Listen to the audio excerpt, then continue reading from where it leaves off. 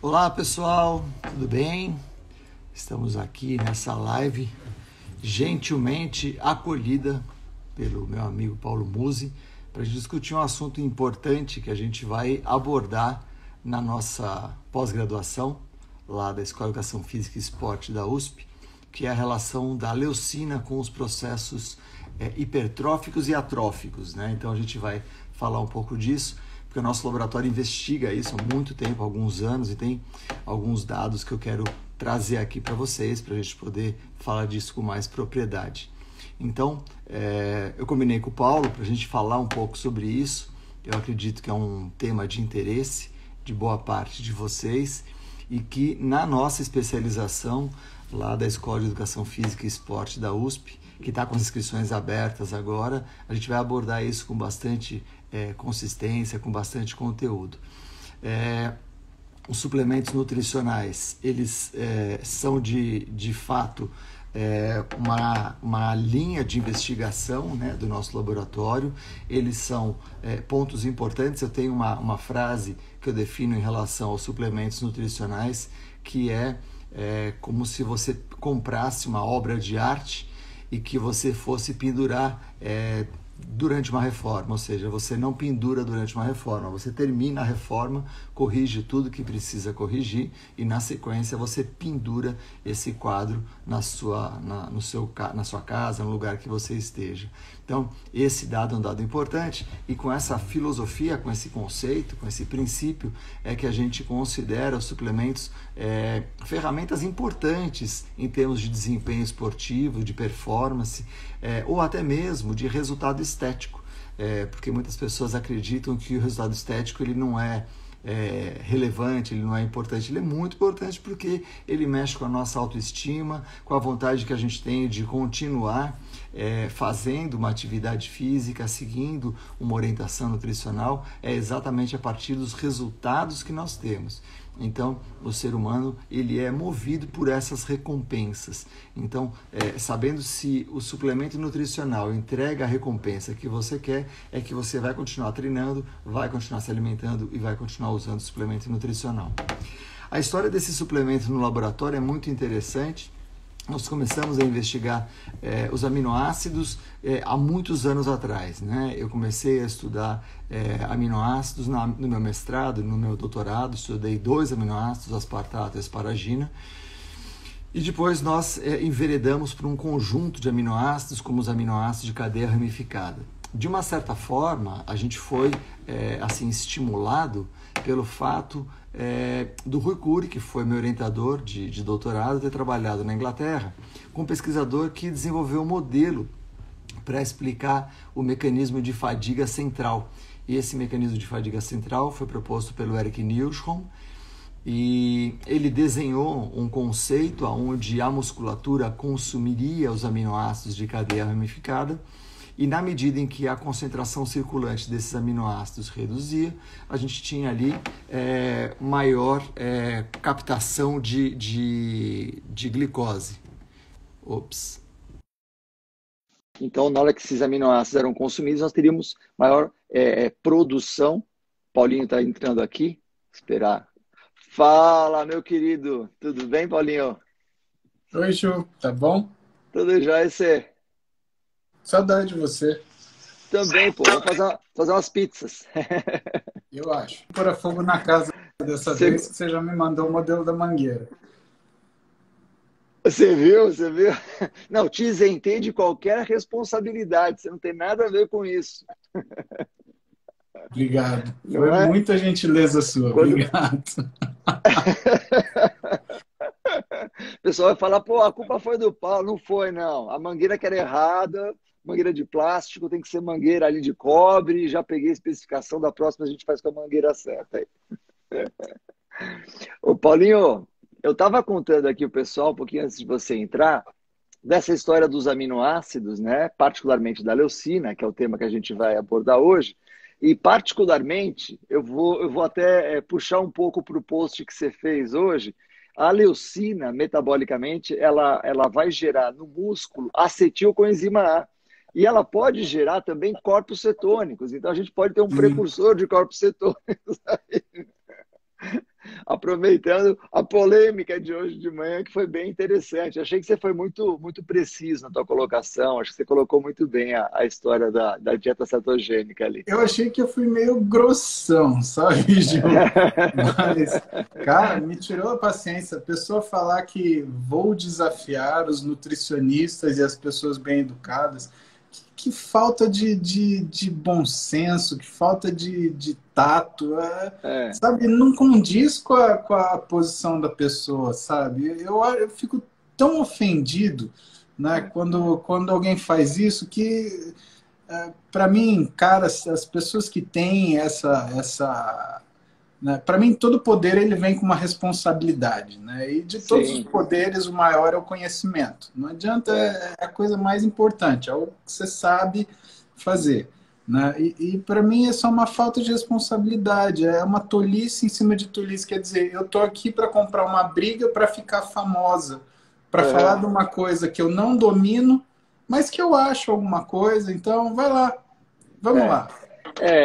Uma coisa que eu penso muito a respeito disso, e até alinhado com o que a gente vai falar hoje, né, ter uma opinião sobre um assunto é democrático, ou seja, eu não sou cientista político, mas eu tenho uma opinião política. Eu não sou economista, mas eu tenho uma opinião sobre economia. Agora, eu sair propagando um conceito a partir de uma coisa que eu acho, achar é democrático. Agora, você propagar alguma coisa, eu acho que tal coisa acontece por isso, e a partir dali você criar várias ilações e ir embora no seu pensamento, não dá consistência a uma discussão séria, né? E como cientista, eu não consigo admitir uma ausência de ciência para provar alguma coisa. Então, mostra. Se você está falando que os nutricionistas têm algum viés ali, mostra isso. Exatamente. Você está falando que eles têm viés com a indústria, tá? Mas quem que é essa indústria inominada que é o vilão, né? Que dinheiro que estão ganhando com isso, mas, meu Deus do céu, é uma falta de bom senso que... Não. Pode ser também eu fale mal de mim, mas falem de mim, né? Que eu acho que acaba sendo... Pois é, né? Pois é, né? Eu quero me manter na berlinda, né? Eu quero me manter sendo discutido. Daí tá tudo bem, né? Daí não tem problema nenhum. Desde que eu seja assunto, me xinguem. E aí, Paulinho, eu queria entrar num assunto que a gente vai falar, e na verdade a gente vai abordar esse tema na nossa especialização lá da Escola de Educação Física e Esporte da USP, uma especialização em suplementação nutricional. E para o pessoal que está assistindo a gente aqui, a abertura dessa especialização é feita por esse rapaz que está aí embaixo na tela, o Dr. Paulo Musi, né? Ele que vai fazer a abertura da nossa pós-graduação. Eu fico tão feliz de dar aula com você, sabia? Putz, eu também, eu adoro, adoro, porque você tem uma visão, e assim, as pessoas que não conhecem o Paulo, né, eu tenho o privilégio de conhecer ele mais proximamente, o nosso convívio, eu, ele, a Roberta e a Lu, então dá para nós uma certa familiaridade, né, da relação um com o outro.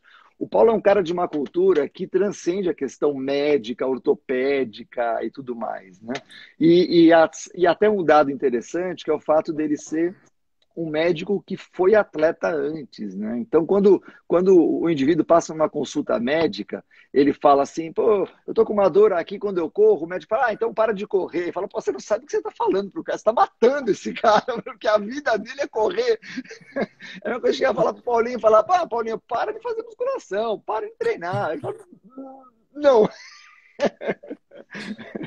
Não é? Então, eu acho que eu sou um pouquinho um profissional de educação física frustrado, sabe, Ju? É que na hora de fazer a prova lá e tinha que escolher, quando eu fiquei sabendo que tinha danças regionais, eu falei, meu, isso daí eu não vou passar nem fudendo. Eu vou me mas você tinha... Não, mas você ia ficar bem com uma saiazinha ali. Eu tenho um trauma. Eu tenho um trauma. Eu lembro até a minha professora, eu tinha uma professora, Ju, a Bel, e a Bel, ela era minha professora no colégio, né? Eu tinha 3 professores de educação física no colégio, que era a Bel, o Matheus e... Bel, Matheus... Ai, caramba. Calma, eu vou lembrar o nome da outra. Mas todos eram profissionais de educação física e eles davam pra gente tudo, fundamento de esporte. Era muito legal, era a aula que eu mais gostava. Só que aí eu escapava das aulas da Bel, porque a aula da Bel era de ginástica. E aí, meu, um dia ela me pegou pela orelha, porque você... E eu já era meio alto, né? Aí eu falei assim, pô, professora, mas não dá, com 1,80 m fazer essas coisas com a senhora não dá certo, né? É estranho demais. Vai ficar esquisito, né? Ela falou assim, Paulinho, é o seguinte, aqui educação física bomba. Se você não fizer essa aula aqui, cara, eu fiquei 1 mês fazendo jazz com a Bel. Meu Deus do céu. Para mim foi um suplício. Eu sofri tanto, cara, porque aquilo era contra a minha física natural, assim. As pessoas iam para um lado, eu ia para o outro. As meninas levantavam a mão, eu abaixava. Mas vem daí a sua malemolência, tá? O Paulinho tem a malemolência dançando. É daí que veio, né? É daí cara, que veio. Eu sou uma negação, cara. Quando eu vi, eu falei assim, não, danças regionais, isso daí, ou eu vou virar piada, ou eu vou bombar. Não tem como. Não, vamos fazer um acordo, Paulinho.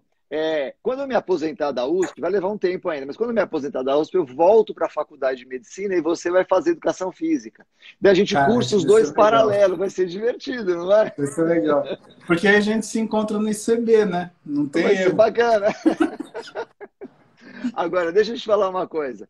Essa história da leucina tem um dado interessante, porque se a gente pegar até as discussões que surgem no Instagram, muita gente fala, a leucina não serve para nada, não serve para nada, não serve para nada. E aí, isso me deixa, de uma certa forma, constrangido, porque a gente tem alguns artigos publicados mostrando que a leucina ela tem um papel antiatrófico muito sério, muito importante. E a gente mediu essas vias. Então, a gente mediu a KT, mTOR, P70S6K e RS1.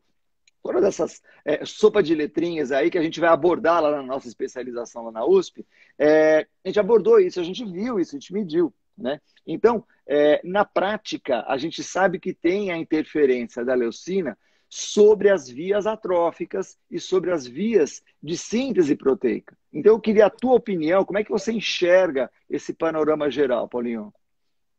O que eu vejo é que quando a gente fala de desenvolvimento, né, as pessoas elas pensam assim, ganhar. O problema não é só você não ganhar, é você não perder, né? Então, quando a gente começa a entrar, ubiquitina, proteassomo, MRFs, MAPkinase, tudo que são aquelas atroginas que vão fazer com que a gente tenha a degeneração do tecido muscular, por exemplo, né? O que é importante tanto no esporte quanto na medicina. Eu tenho um paciente com sarcopenia, com dinapenia, né? Esse cara ele está tendo uma degeneração muscular acelerada. A gente pensa no não perder, né? E nessa hora, para essas situações, uma das coisas que a gente lembra assim é a leucina, né? Ela está regulando essas vias, fazendo com que a gente tenha um ajuste disso. Né? Então, eu não descarto nenhuma possibilidade. Né? O que eu acho é que, assim, eu estou acostumado a trabalhar. Tem indicação, não tem indicação. Então, o cara, ele tem lá, por decisão dele, ele quer fazer uma dieta de muito baixa caloria. Né? Então, ele quer fazer aquelas dietas que, normalmente, as pessoas elas publicam sobre restrição intensa, né? 400, 600 calorias. Aí ele fala, não, vou colocar leucina porque eu quero ganhar massa muscular. Não, desculpa, aí não faz o menor sentido. Não tem indicação porque você está numa situação que não é anabólica. Né? E a leucina não vai mudar isso. Né? Agora, se você tem uma pessoa que já está fazendo uma suplementação, tem uma alimentação adequada, você percebe que ela tem algumas coisas que chamam a atenção para um catabolismo um pouquinho mais aumentado. Né? Aí é uma hora que você acaba tendo esse recurso para você, moldando, como se fosse uma peça de um quebra-cabeça, tá bom, eu vou encaixar essa pecinha aqui para ver. Que é bastante do que eu vou falar na aula, que eu vou dar com você lá na especialização. Né? Porque às vezes essa mão clínica, né, é uma coisa que as pessoas elas têm insegurança. Pô, mas será que eu posso? Será que vale a pena? Como que eu posso medir isso depois para saber se isso está indo bem, se não está indo bem? Né? Eu acho que é uma parte importante do nosso trabalho. Né? E isso que você falou, Paulinho, é tão importante, porque assim, quando eu olho as informações como cientista, é lógico que a gente trabalha com média populacional, a gente olha exatamente o que um grupo faz em relação ao grupo controle, e a gente vê o resultado.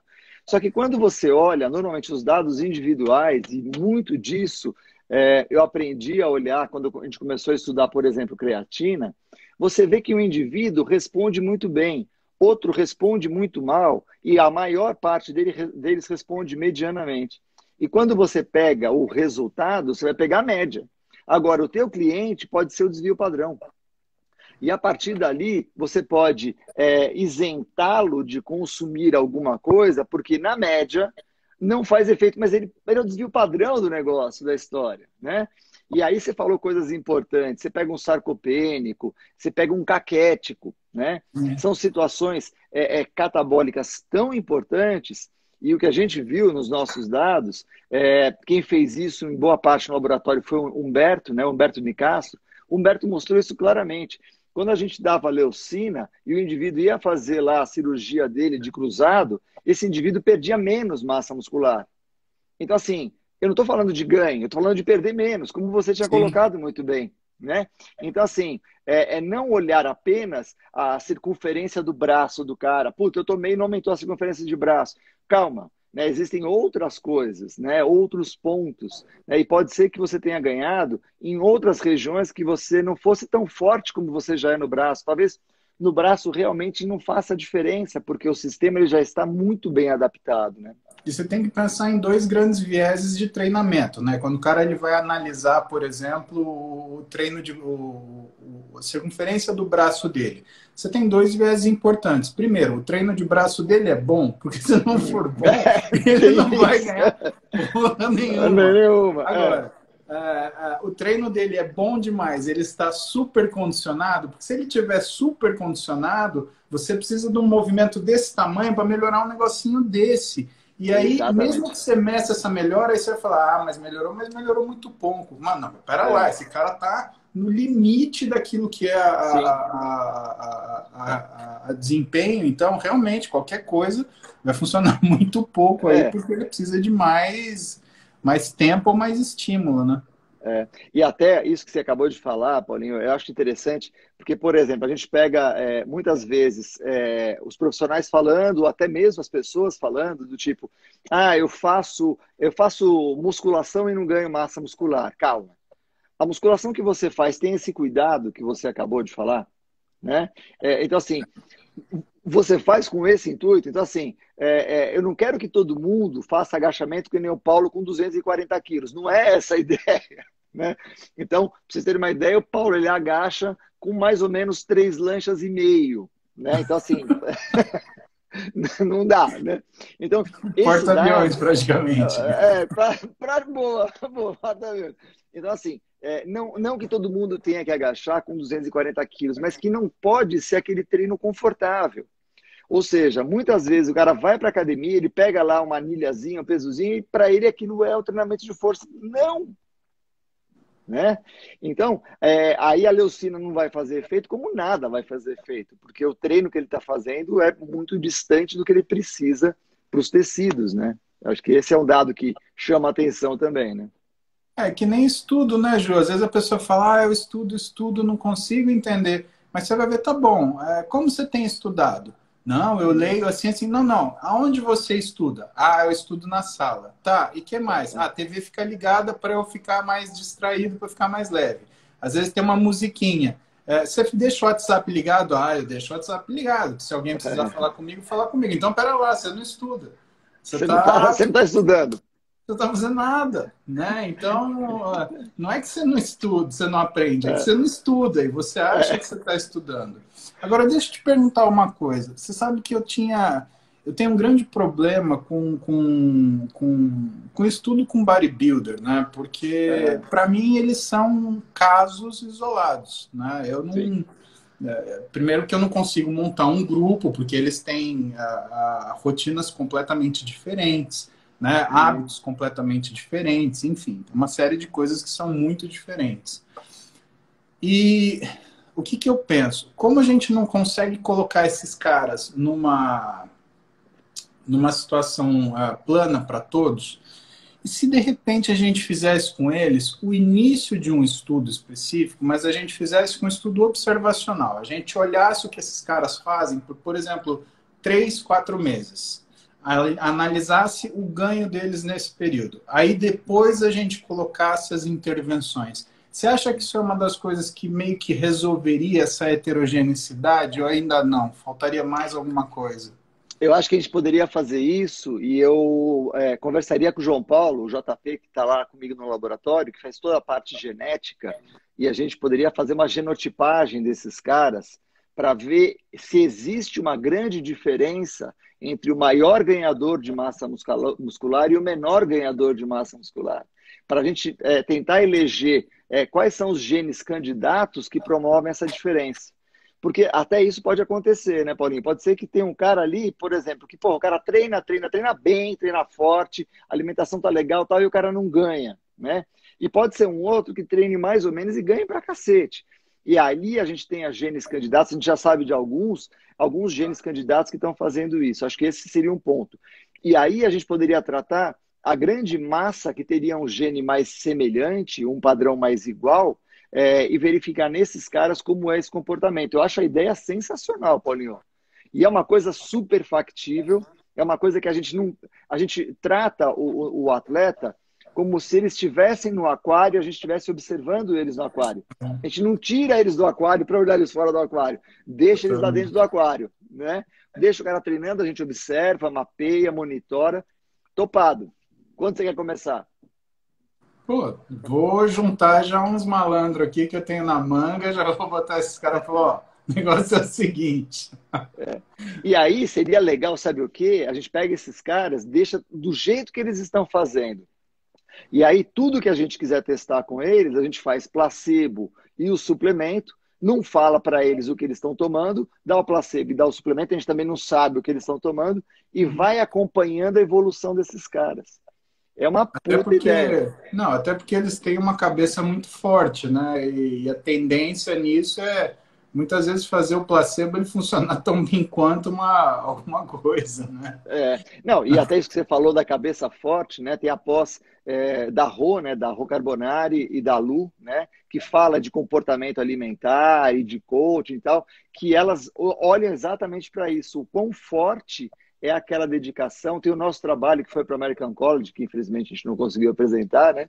Que agora vai sair publicado na íntegra, que é exatamente o locus de controle. Ou seja, esses caras, os bodybuilders, têm um locus de controle muito poderoso. Esses caras, eles têm uma disciplina, uma determinação que pouca gente tem, né? Você sabe que eu acho que desse trabalho, uma das coisas mais importantes é a gente fazer uma discussão bem sólida, né? Porque, nossa, dá para discutir tanta coisa daquele trabalho, Ju. Dá. E aquele trabalho ficou muito legal, né? Porque isso que a gente acabou de falar, né? Onde o cara consegue tanta atenção, disciplina, determinação para alcançar o resultado dele. E muitas vezes a gente vai achar que é a leucina que está dando resultado para ele. Pode ser também, mas pode ser a disciplina do cara de treinar, né? Então, assim, por exemplo, quantas vezes você, machucado, foi treinar mesmo assim? Pode ser? Eu não ia falar, mas eu já sabia. Não, mas nesse caso eu tenho que treinar, né? Se eu não treinar a musculatura fibrosa, eu lasco, né? Mas você sabe disso. Muitas vezes o indivíduo, ele é informado disso, só que ele fala, não, eu estou me reabilitando, estou recuperando, eu não vou treinar. Então, esse locus de controle que a gente vê no atleta, que a gente vai abordar isso também, né, na nossa pós, é exatamente como faz a diferença, né? Eu já topei a ideia. Você sabe que nessas situações, né, porque é muito difícil fazer as pessoas entenderem isso. O atleta, ele sabe disso de uma forma meio que visceral, né? Que a recuperação do atleta é treinando de uma forma diferente. E aí a suplementação, ela entra para permitir a regeneração naquele processo. Já não é nem mais uma questão de desempenho, é o desempenho da capacidade regenerativa no princípio, né, da busca da cura e da resolução. Né? Diferente de muitas vezes o paciente que é sedentário, que ele tem uma capacidade física pequena, então não adianta você botar ele para realizar aquele estímulo. Você tem que botar ele descansando mesmo, né? Que é um dos problemas de ser sedentário, porque se ele treinasse, a recuperação dele seria muito mais rápida, com certeza. Sim, sim. Até perguntaram aqui se tem algum estudo com fisiculturista. Tem alguns estudos, sim, com fisiculturistas. O que a gente vê hoje na literatura é um espaço para a gente investigar isso que o Paulo falou agora, né, da gente pegar esses indivíduos e deixá-los como se eles estivessem efetivamente no aquário deles, na vida deles, a gente ficar observando isso, só avaliando o que eles fazem e não fazendo intervenção para depois entrar com a intervenção e ver o resultado, né? Eu acho esse modelo muito interessante. E aí a gente poderia pegar, inclusive, a leucina, né, num período de reabilitação desses atletas, né? No teu caso, por exemplo, agora, reabilitação, leucina, entendeu? Eu não tenho a menor dúvida que você teria ganho com isso, entendeu? Eu tenho a leucina em casa. Né? O único problema da leucina é o cheiro, né? Meu Deus do céu, Ju. Aquilo tem um cheiro de bicho morto que comeu outro bicho morto, cara. Tipo urubu, assim, né? É um urubu que, comeu uma carniça de urubu, cara. É um negócio nervoso. E que eu aprendi com você que o urubu vomita, né? Eu não sabia disso. Vomita. Urubu vomita. Por isso, quando você chega perto do urubu, vai com calma. Não vai querer bancar o machão pra cima dele, que ele dá uma gorfada em você. Você fala, ai, desculpa aí. A macheza vai todinha embora. Ô, seu urubu. Não vai ser. Cara. Mas esse ponto que você falou, né, da reabilitação, e eu vejo uma coisa importante, né? Até o Felipe, que está aqui assistindo a gente, que está lá em Paris, o Felipe treina bem pra caramba, e uma vez a gente estava treinando lá na academia que ele treina, e ele falou exatamente a história dos suplementos e tudo mais, a gente comentou um pouquinho a história da leucina. Eu acredito que a gente ainda não encontrou, Paulinho, a dose efetiva para falar se ela funciona ou não para um atleta em fase de treinamento. A gente está achando a dose para falar do sarcopênico, do caquético. Então, eu acho que a gente está chegando ainda na dose do atleta para poder falar isso para ele. O que você pensa disso? Eu acho que o atleta, ele tem... Eu acho que o grande problema do atleta, né, Ju, é que como ele tem um metabolismo dinamicamente variável, pequenas coisas como, por exemplo, a variável de ingesta calórica, a proporção de macros, o nível de atividade para o dia, ou o estado de recuperação da musculatura dele, né? Ela interfere de uma forma como se fosse um fator complicador. Então, tá bom, vamos pegar esse cara com 2 dias de descanso. Qual é a necessidade dele? É a mesma que com 5 dias de treino? Uhum. Vamos pegar esse cara com... num dia que ele está fazendo uma restrição parcial de carboidrato, é a mesma coisa que ele vai precisar? Ou vamos pegar esse cara num dia de descanso dele, né? Eu acho que essas coisas, elas no atleta, elas mudam de uma forma sutil, mas que limita a nossa observação completa do fenômeno, né? Uhum. Então é dar um tiro e torcer para acertar. Então, o que eu acho? Eu acho que a gente tem que criar formas de entregar essa dose de leucina em várias situações diferentes. Porque, às vezes, por exemplo, no repouso a gente precise de menos. Sim. Se for uma fase pós-treino de alta velocidade de recuperação, a gente consiga se valer de doses maiores, que seriam mais toleráveis e mais úteis. Né? Sei lá, um exemplo, né? Você pega e dá leucina para o cara num pós-treino, você não vai ver um aumento de ureia por conta de aumento de processamento de proteína, porque você tem aumento de consumo, né? Você vai ver uma utilização dessa proteína efetivamente, né? A gente tem, eu acho que tem uma questão de nutrient timing, você vai dar de noite, você vai dar de manhã, né? Como é que é a relação de absorção numa fase que tem uma facilidade maior de absorção, que nem de manhã em jejum? Como é que é a relação de utilização de noite, que você tem uma maior resistência periférica à insulina, e o efeito insulinotrópico que ela tem, né? Será que isso serve de vantagem? Então, quando a gente começa a olhar, né, essas particularidades, elas mostram para a gente que tem uma série de situações diferentes que a gente pode usar esse recurso, né? E que às vezes dificulta um pouco para a gente, porque cria uma certa variação de resultado, né, que deixa nós mesmos em dúvida. E aí, como que nós vamos fazer isso, né? Sim. Por isso tem que ser uma busca meio paciente. Meio cuidadosa, né? Até a Márcia perguntou se a gente podia falar da pós. Esse tema que a gente está falando aqui, o Paulo vai falar na aula de abertura dele, da nossa pós-graduação, em suplementação nutricional, lá na Escola de Educação Física e Esporte da USP. Aqui no link da minha bio, você tem lá como acessar essa informação direto lá com a Escola de Educação Física e Esporte da USP. E tem várias outras coisas que a gente vai abordar, né? E eu sei que o Paulinho tem compromisso agora, né? Ele falou para mim, vamos fazer da 1 a 1h30. Então agora deu 1h30, Paulinho. Tem 2 pacientes agora. Então, eu sei que você tem coisa para fazer. Queria agradecer enormemente a sua disposição. Primeiro, a disposição de ir lá fazer a nossa aula de abertura, que eu convidei você, que vai ser um presente para a gente. Discutir esses temas, né, que a gente está falando aqui, que são temas que vão tanto da questão da ciência quanto da questão aplicada, passando por essas diferenças genéticas. Então, a gente tem muito para poder entregar para as pessoas. E quem tiver interesse na nossa pós, tem o link aqui na bio, pode acessar lá, fazer inscrições. As inscrições estão abertas. E a Rosângela, nossa secretária do curso de extensão lá da USP, está esperando vocês. Pode fazer a inscrição lá, ela está esperando vocês. Paulinho, super obrigado, cara. Desculpa o trabalho, atrapalhar seu horário de almoço. Obrigado pela tua disposição, pelo teu carinho. E você vai estar lá na primeira aula falando com os nossos alunos. Ju, almoçar com você é uma das coisas mais agradáveis que tem na minha vida. Conta comigo, né? Vamos bater esse papo de novo, que eu acho que ficou assunto pendurado. Mas aí a gente combina e aí você vai fazer lá no meu Instagram para contar para meus queridos lá como é que funcionam as coisas de verdade. Fechado? Fechadíssimo. Aquela aula que eu falei para você que eu quero dar de energia, a hora que você quiser. Legal. Vamos fazer isso. Legal. Vamos. Legal mesmo. Beijão, Gil. Obrigado. Beijo, Paulinho. Manda um beijo pra Rô.